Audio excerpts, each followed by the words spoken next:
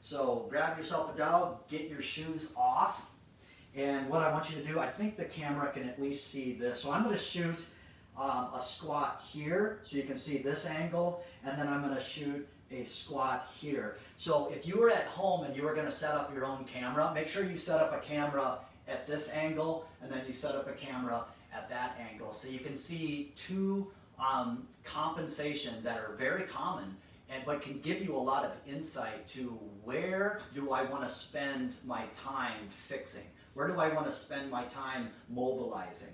And then when I come back to squat, should I be at body weight? Should I be against band resistance?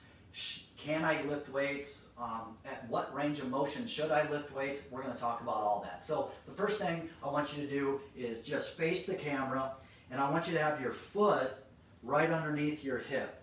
Try not to be too wide. This test is not about setting it up for you to be in your perfect squat stance. This test is about spotting the mistake. So if we put you in a stance where it's a little bit more difficult to squat, but it's unique to you, this is unique to me. I'm straight down from my hip joint, the center of my hip joint's right here. And then what I want to do is make sure my center of my knee is in line with the second and third toe. So hopefully you can see that there. What I want to do is I want to take my dowel and I want to place it above my head. Try not to be way out here like this. Try and have it to where when you place the dowel on your head, you have a 90-degree angle out here. So it's kind of tough for me to see, but I think that's about 90 degrees. So I would go ahead and stand up. My feet are nice and straight.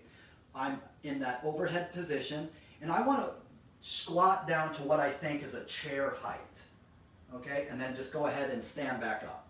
Then I'm going to do it again, and I'm going to just go just a little bit lower, and then stand back up. And then that third time, I want you to bottom out. I want you to go as low as you can go. Okay? And take a breath.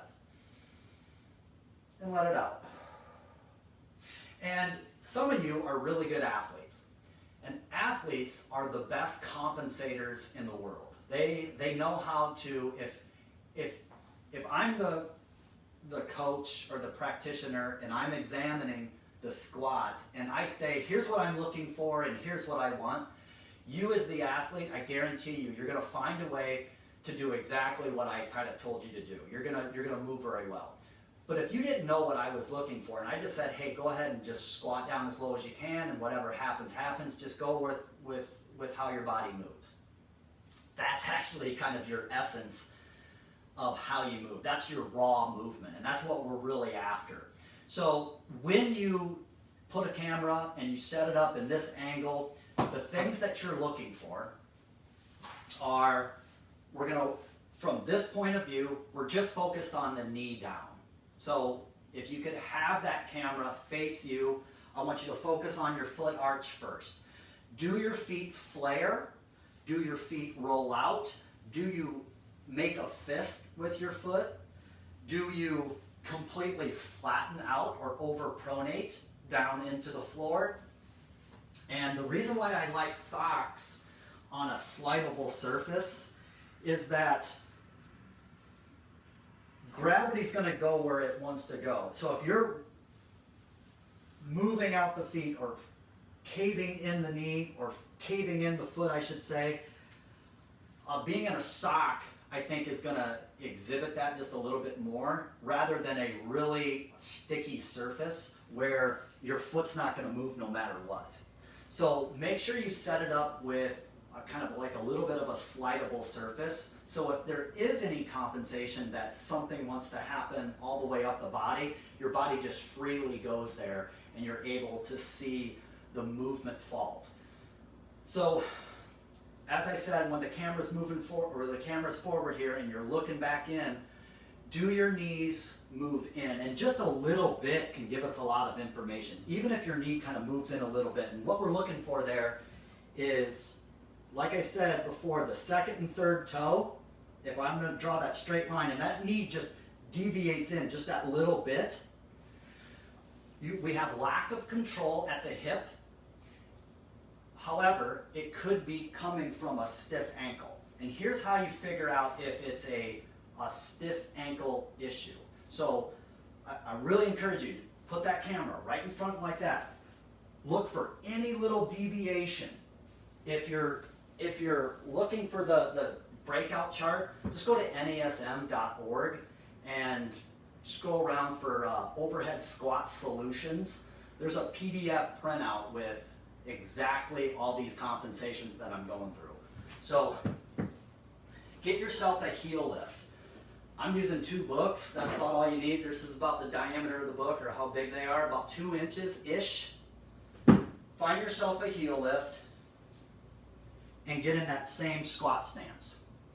And what I want you to do is set it up exactly the way you had it before, you know, with the dowel up overhead, everything, and go ahead and come down to what you think that chair height is again, and then stand back up. And then go down to a chair height again, a little bit, maybe a little bit deeper this time, and then stand back up. And then on the third one, I want you to bottom out.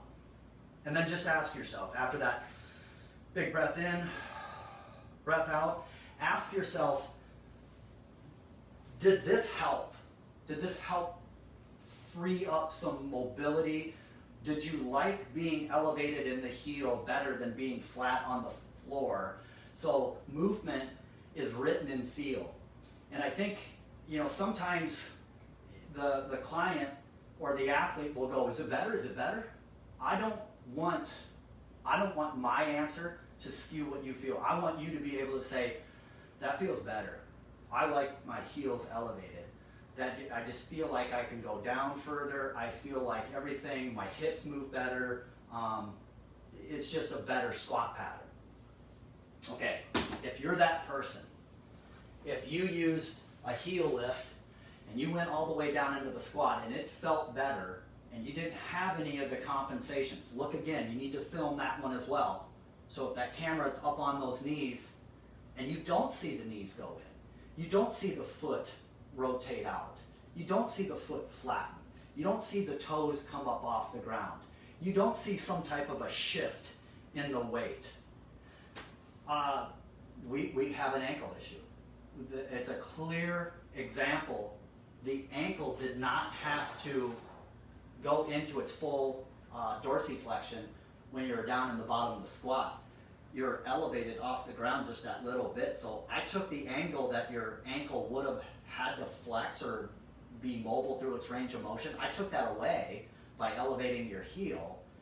And now your ankle stayed at the same it was before. We didn't change movement. We didn't change anything. We just elevated the heel. But then all of a sudden everything up top moved better.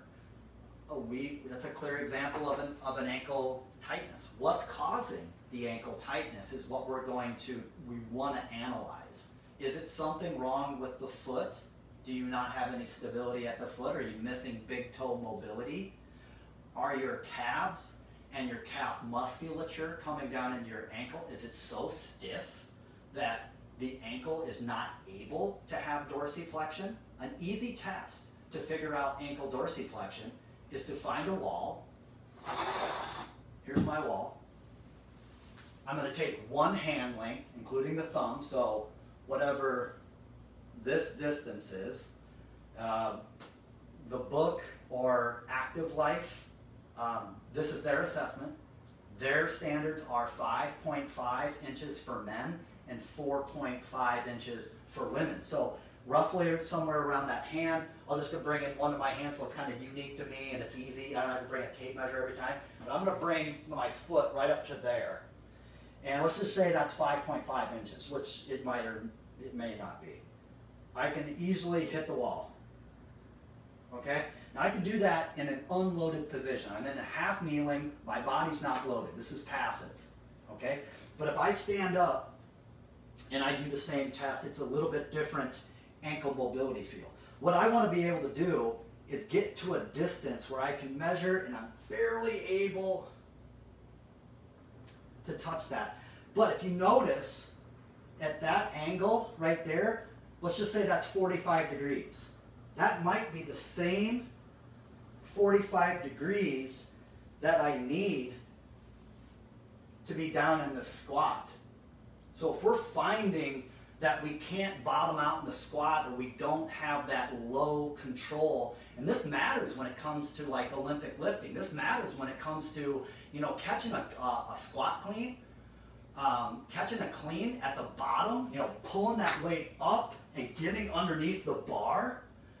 Dude, we got to have that ankle mobility, and you'll never be able to bottom out. You'll never be able to catch that weight with good control and just good position, if you will. You won't be able to do that unless we have that proper ankle dorsiflexion. So we need to train that, and we'll get to that. Sometimes I just start talking and then I lose my spot, but I got a little cheat sheet ahead of me. So we did the overhead squat. We kind of focused on this. Let's move up one joint. So let's look at the hips and what the hips can be telling us about the squat. So for this, I'm going to switch angles, and I'm going to go to here. Same stance that I was in, same grip that I had with the dowel. Take it up over my head, press it up overhead, go down to what I think is a chair height, stand back up, go down to what I think is a chair height and just a little bit lower, and then stand back up, and then one more time all the way down at the bottom. Take a breath, let it out, and then stand back up. Now, from your vantage point, what you maybe saw and maybe what you didn't see is, did I arch my back? Did I round my back? Did I shift a hip? And that's going to be better seen from the back side, but just from this lateral point of view, am I so tight in the hips that these are some of the compensations? You'll see excessive forward lean. You'll see this right here. Still, it's an ankle issue because we can't go into dorsiflexion. So we kind of squat like this. People that are squatting typically with that excessive forward lean, they like back squats better than front squats. And it's obvious to see why, because we just can't hold that bar here with that type of squat. We need that ankle mobility, we need that hip flexion, and we need to be able to be more in this upright torso position. If you look at that, and I got the bar, I want to be more in this position to be able to have the weight, this is the bar, the weight, if it goes straight down, is where my foot should be. So that's why you like back squat a little bit better. If you were to draw a straight line down from the bar right now, the weight is going to be right in the center of my foot. So some of you that are missing ankle range of motion, it's no wonder that you like that low bar back squat position. It's a stronger movement for you. You're going to tend to want to do that pattern more. But I want to challenge you. I want to challenge that person with, you already got that. You already got that strong. Work your weak. Train your weak. It's going to make you better off in your overall movement profile. So I wouldn't just, get really, really, really strong at that one pattern that you're really, really good at. I would definitely challenge those other patterns. I would say, all right, I got my back squat pretty heavy here. Let's see if I can work a little bit more ankle range of motion and improve my front squat, because that's what it's going to take. It's going to take that front squat, ankle range of motion, and a little bit of hip range of motion. So when we're analyzing this squat from this side profile, and you kind of have this forward lean, we know that your hip flexors are super tight. And let's face it, when we're doing a lot of body weight and we're doing a lot of lighter weight stuff, the routines lately have been high rep, right? Look at some of the workouts. High volume, high repetitions, low weight, right? With that, you work some of the same muscle groups and same muscle patterns over and over again, and we get tight in certain areas. So let's take a look at our quadricep tightness that leads up into the hip tightness. So there's ways of doing that, and I'm going to show you that. I'm going to stop there with the overhead squat. There's so much more that we can talk about with the shoulders, why they're falling forward, tight lats, by the way. why we're having the rounded postures, why we're falling forward, why we're not being able to keep that T-spine upright.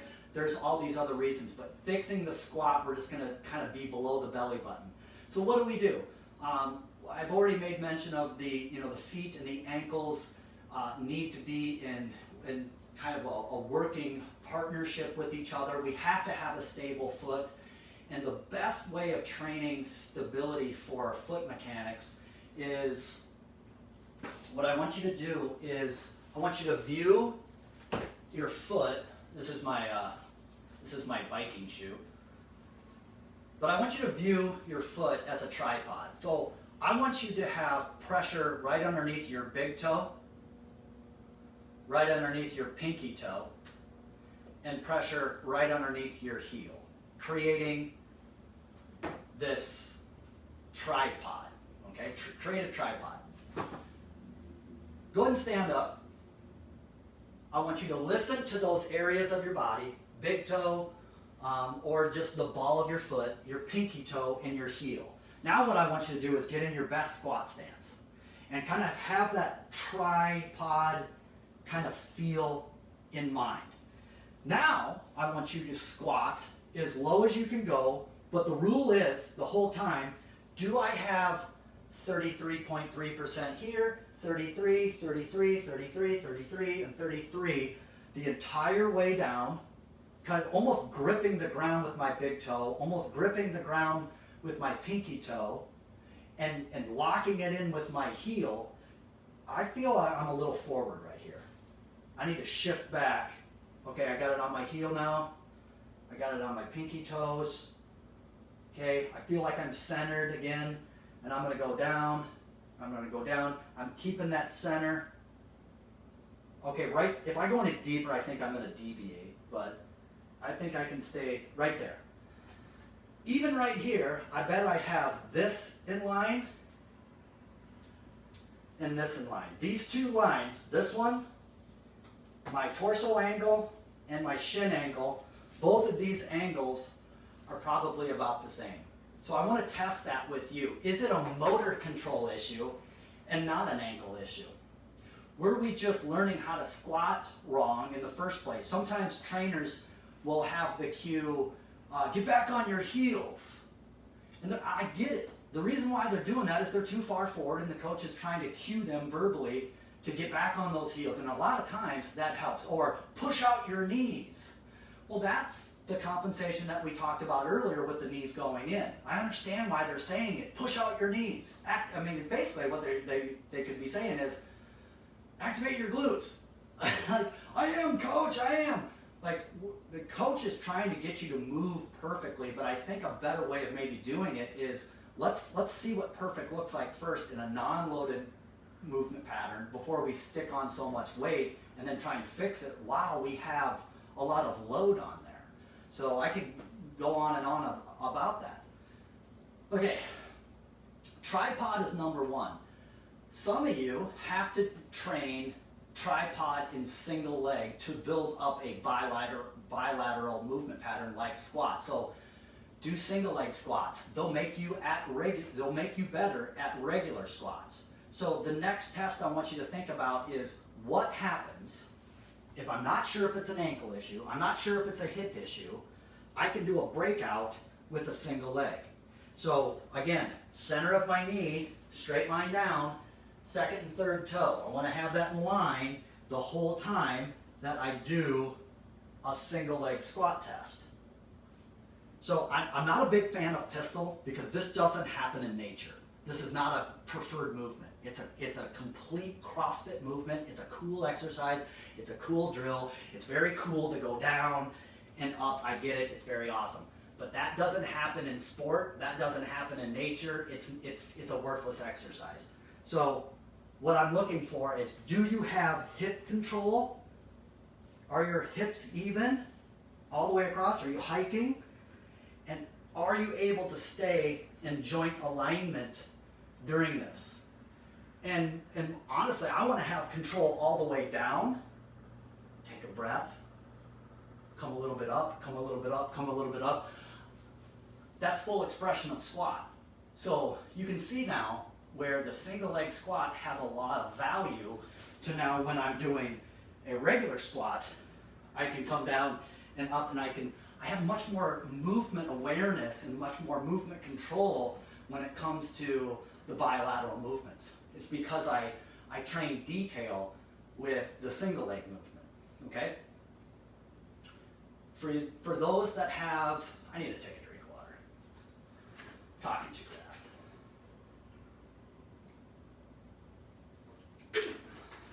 You guys got any questions? What's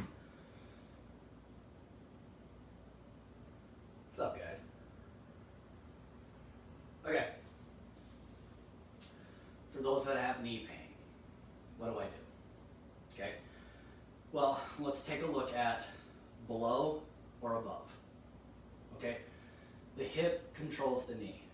Most knee naggly little injuries, most knee little aggravations are most of the time coming from something above the knee, because the hip always controls where the knee goes. If you don't believe me, try and get the knee to do something without the hip moving first. It just doesn't happen. So the knee is really controlled by the hip, and the hip tells the knee what position, what alignment, where do I need to be the most stable, is what the hip is helping out the knee to discover. And if you're tight or you're weak in the hips, your hips won't have the proper control. So what ends up happening with the people that have weak hips or weak glutes or weak stability in the hip is the knee tracks in because it's hanging on to tissues that are strong. So you end up defaulting to a kind of like a pseudo fake stability position. You'll see that sometimes in heavy squats where the person's got the bar and they'll go and then back up. They'll go down and they'll go back up. Well, what's happening is you're actually creating torque in the ground, and it's a beautiful way, it's a beautiful compensation to get the task complete, which is lift the weight back up, but you're doing it at the cost of some of these soft tissues that lead into the knee, and that eventually can lead to some pissed off tissues, tendons, ligaments coming into the knee, and I think over time it's just not sustainable. So I'd rather have the muscles take on a lot of that force load and have the energy into the whole system, but just have it mechanically aligned right so the tissues aren't getting so pissed off and they heal a lot faster. So glute exercises that we can always be doing are, hip thrusters, anything like side to side, lateral booty band exercises, anything where we're getting hip to go into extension and external rotation is a really good way of strengthening up the hips. And that's what, the hips move in flexion and extension, okay? We probably are in flexion way too much, meaning we're sitting way too much, and we're not fully into this extension. So exercises that get the hip moving into extension are always great exercises. So anything, lifting the hips up off the ground is always a good hip strengthener. Can you do that single leg? I like, this conversation that we had earlier about the hamstrings and the quads, strength balance. Get a stability ball, put a little stability ball up here, put your feet up on top of it, and do hamstring curls. And just do little reverse plank holds. So you're strengthening up that back side of the body. These are all exercises that can be done before a squat session to make you a little bit more active in that backside before we squat, and it can help you with the alignment during the squat. So we got the tripod. We talked about ankle mobility. We've talked about the stability needs of the knee, which is all up into the hips. But how do we improve some of the mobility in the ankle and the hips? So soft tissue work. That's how we're going to improve your squat. We got to take this guy out, and we need to know how to use it. So always, I can roll out the tissues. in the behind and then in the front. Basically, I just want to go where I have a trigger point, and there's so many methods to break up tissue. We've talked about those in the past, but you have to do it. You have to do it consistently, and then you need to test, retest. And a test is that overhead squat, and then the retest is after treatment, after you do treatment, test it again and see if it improves. So that's why I like, filming sometimes. Film your first squat of the day, and then warm up, do your activity, do your mobility exercises, and then shoot it again and see if it improved. And honestly, you don't even have to film it. You just need to, it feels better, type of thing. And as long as it's in line, you're good to go. Couple of drills to loosen up the hips. I just like internal and external rotation drills in an unloaded way. So here's one that's good. If I get in this 90-90, I've been messing around with this stick a lot lately, but the way I use it, and this might not work, but if you bring a dowel to your stretching session, it can really help you, in respects to alignment. Like, I was just going to do this stretch kind of just like this, with my low back rounded and kind of no concern to posture, one of the three that I keep talking about. But using a dowel sometimes just kind of makes me aware that, wow, I was rounded at the low back. So bringing this dowel to this exercise makes this a little bit more, a degree of quality. So one that you could do is come down into this almost like this 90-90 pigeon, and I'm getting more of this stretch at the hips. And the reason I'm getting it more at the hips than in the low back, I'll see this a lot of times when people do exercises and stretches like this. They think they're stretching out their hamstrings, and they are. We're stretching out the backside. But what ends up happening is they do this. I'm stretching like that. They're just stretching out more of their low back, which they don't want to stretch out. We want to have this section of our body a little bit more stiff and rigid, and it's a much more stable section of our body. So sometimes using that dowel can just give you that degree of quality. I mean, if I were to do this, that's it. That's the stretch. But I'm not robbing Peter to pay Paul. One of the stretches that I also like is just a simple rotate here. Spend some time nice and tall if you don't have the dowel. Take your breath. I think if you listen to our yoga instructors, they're always talking about breath work. They're always talking about getting to the end range and breathing fully, breathing out, relaxing. What you're doing there, I think, is getting your body to calm down. So you're changing that sympathetic nervous system to a parasympathetic nervous system, or a lower stress level. So I don't want to get into a position and be stressed, because my body's not ever going to recognize it as I should be here, or I have this range of motion granted to me and I can start using it in a movement practice. I'm always going to get stuck and locked in if I'm holding my breath, or I'm panting really at a quick rate. I want to get to that end range and breathe and relax and calm down and know, hey, I'm good to go here. And you can come up with drills at the far end ranges of some of these drills. This is kind of gangster, but I came up with this one the other day. I think I saw it online, but they weren't doing it like this. So I'm going to take a dowel, and this is just a really good hip opener. Unbelievable, right? Try this once. Put your foot up on top, hook it right into your knee, and just pry. Now some of you, and that can be done too by this frog stretch, but it's just not the same. Having this opening of your hip adductors so you can actually create some space so you can come down into that deep squat, we need to at least experience. So I'm going to leave you guys with 2 more stretches, and then I think we're going to get out of here. I call this the 3D stretch. So here's what I would want you to do. Before your squat, this is just one stretch you need for an in full body, is I line up 90-90, just like I was in the previous stretch. 90 degrees here. Don't have your knee too far up. Bring that sucker back a little bit, open up this hip flexor. I'm going to take my leaning side arm straight out from, this is my pocket, I want to be straight out from my pocket and just comfortably, you know, have a foot, or excuse me, my palm on the ground. You like my rug here? It's pretty cool, yeah.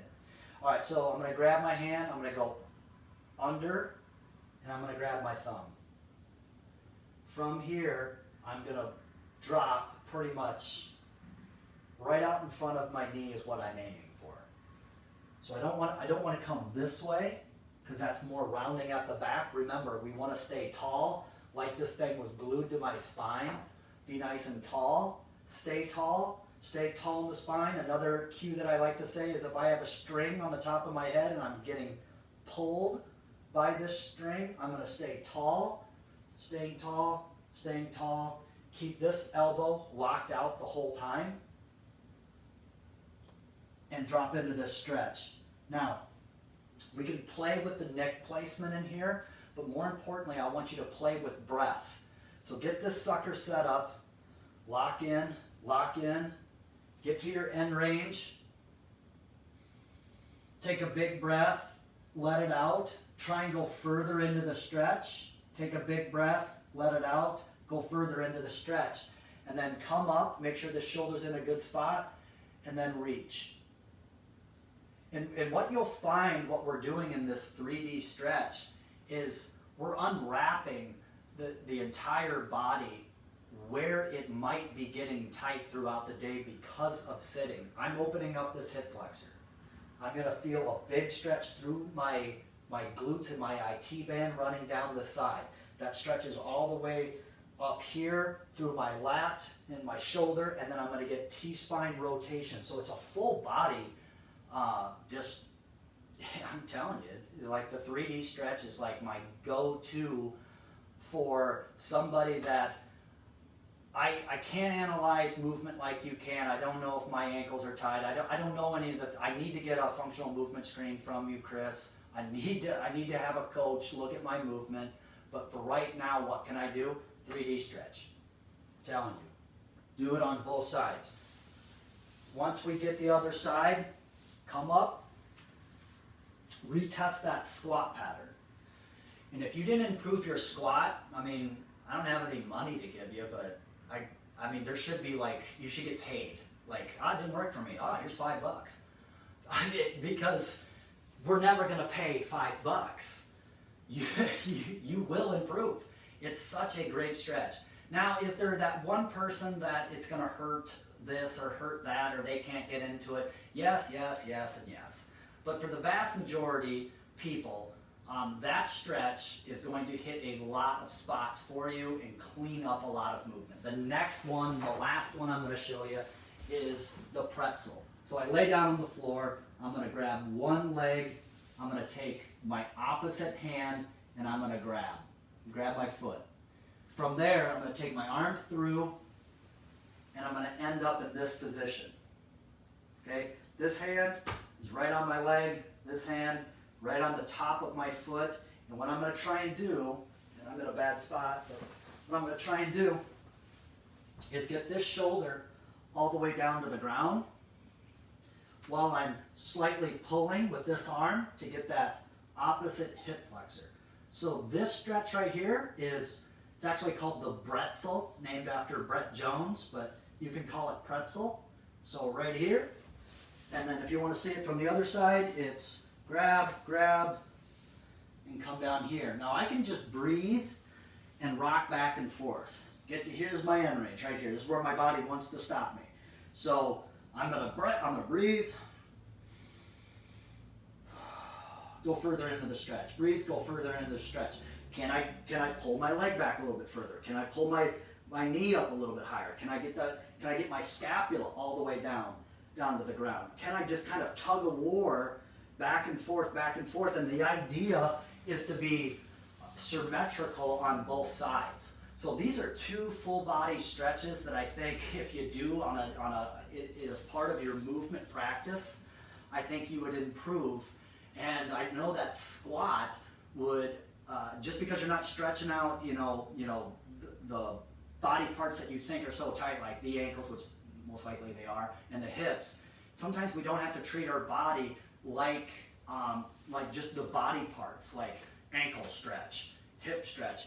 Sometimes it has to be integrated all together. The stretch has to replicate what we're doing.